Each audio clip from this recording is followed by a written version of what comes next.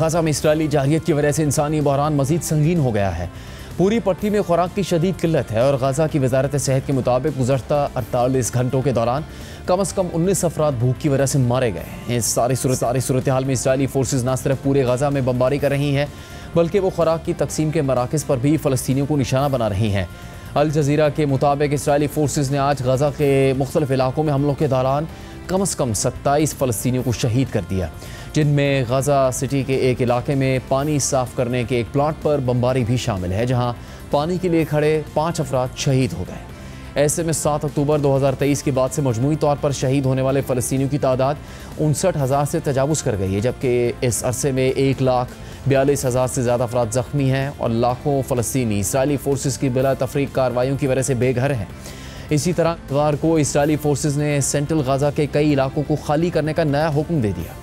Al Jazeera کے مطابق اسرائیلی فوج نے سینٹرل غزہ کے فلسطینیوں کو فوری طور پر جنوب میں المواسی منتقل ہونے کا حکم دیا، حالانکہ اسرائیلی خود المواسی کو محفوظ علاقہ قرار دینے کے باوجود کئی بار اس پر حملے کر چکا ہے۔ اتوار کو اسرائیلی افواج کی جانب سے دیر البلا میں ہزاروں پمفلٹ تقسیم کیے گئے، جن میں خیموں میں مقیم بے گھر فلسطینی خاندانوں کو ہدایت دی گئی کہ وہ شہر کے کئی گنجان آباد علاقوں سے فوراً نکل جائیں۔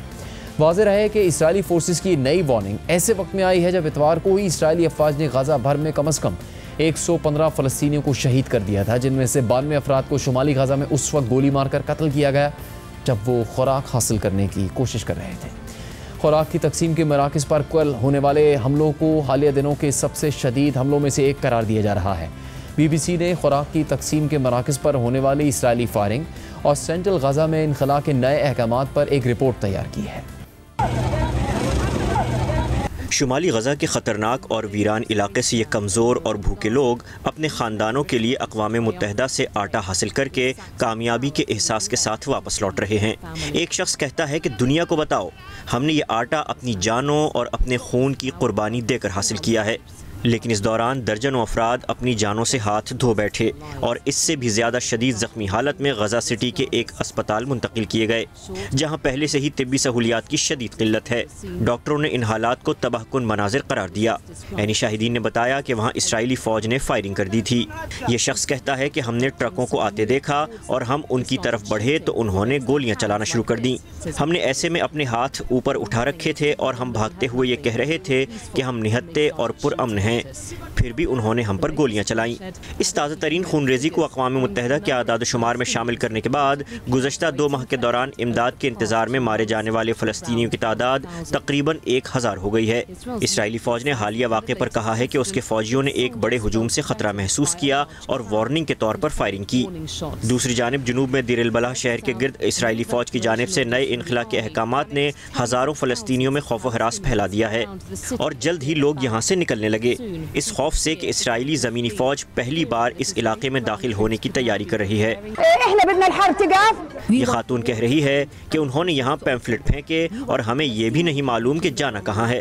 ہمارے پاس نہ پناہ کی جگہ ہے نہ کچھ اور۔ خالی برتن اور تھالیاں اٹھائے غزہ کے شہری دنیا کو اپنی فریاد سنانا چاہتے ہیں۔ ان میں سے اکثر بے گھر ہیں اور انہیں دن میں صرف ایک وقت کا کھانا نصیب ہو رہا ہے۔ ان کا کہنا ہے کہ غذائی قلت بڑھ رہی ہے اور ہم چاہتے ہیں کہ جنگ ختم ہو، سرحدیں کھلیں اور فلسطینی عوام عام زندگی گزار سکیں۔ ہمیں صرف کھانا اور پانی چاہیے، لیکن فی الحال امدادی سامان نہایت محدود ہے اور لاکھوں لوگوں کی امید کے باوجود اسرائیل اور حماس کے درمیان جنگ بندی اور یرغمالیوں کے رہائی کے معاہدے پر ہونے والی بالواسطہ بات چیت میں بھی کوئی پیش رفت نہیں ہو سکی۔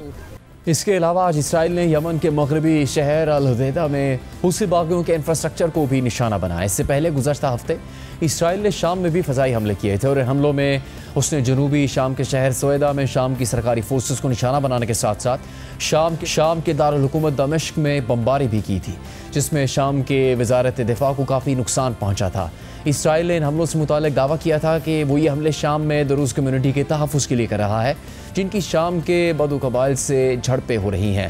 اسرائیل کے ان حملوں پر عالمی برادری نے شدید تحفظات کا اظہار کیا تھا، جبکہ اسرائیلی اپوزیشن لیڈر نے ان حملوں پر تنقید کرتے ہوئے انہیں غیر ضروری اور جلد بازی پر مبنی قرار دیا تھا۔ صرف یہی نہیں، اب یہ خبریں بھی سامنے آ رہی ہیں کہ شام پر حملوں اور نیتنیاہو کے رویے پر ان کے اہم ترین اتحادی امریکی صدر ٹرمپ کی انتظامیہ کے کئی اراکین بھی ان سے تنگ ہیں۔